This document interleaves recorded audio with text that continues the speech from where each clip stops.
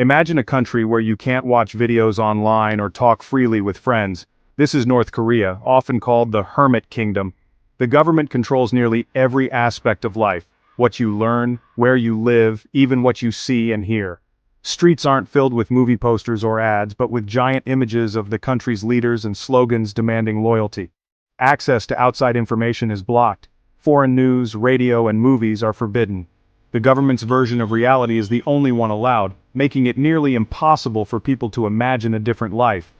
This isolation is intentional. Leaders fear that if people see how others live, they'll start to question their own hardships.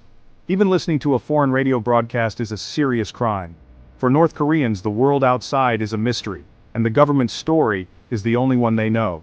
Propaganda paints North Korea as good and the outside world as evil, building walls of suspicion and fear. Life here is lived inside a story written and directed by the state. In North Korea, loyalty to the Kim family starts in kindergarten. Children learn songs and stories glorifying their leaders, who are treated like gods. Every home and school displays portraits of the Kims, kept spotless as a sign of devotion. History is rewritten to make the leaders heroes, and any other version is hidden. Kids join youth organizations, march in parades, and are taught that serving the state is life's highest purpose. Personal dreams are discouraged. The only path is loyalty to the regime. Questioning the leaders is unthinkable. Devotion is all they know. From childhood to adulthood, identity is tied to serving the supreme leader. In North Korea, everyone is watched, by neighbors, officials, even family. Neighborhood watch units called monitor every household. Children are taught to report even their parents if they criticize the government. Trust is dangerous. A careless word can mean prison for your whole family. The 3 generations of punishment rule means your children and grandchildren can be sent to labor camps for your actions. These camps are brutal, with forced labor and starvation. Fear keeps people silent, friendships distant, and true feelings hidden. A joke or complaint can be twisted into treason. The result, a country where everyone is both prisoner and guard. Daily life in North Korea is a struggle for survival. Food shortages are common. Government rations are rarely enough. Outside the capital, electricity and running water are unreliable luxuries.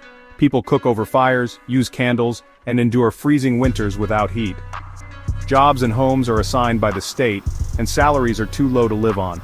Many turn to illegal black markets called jangmadang to buy and sell essentials. These markets are risky, but vital for survival.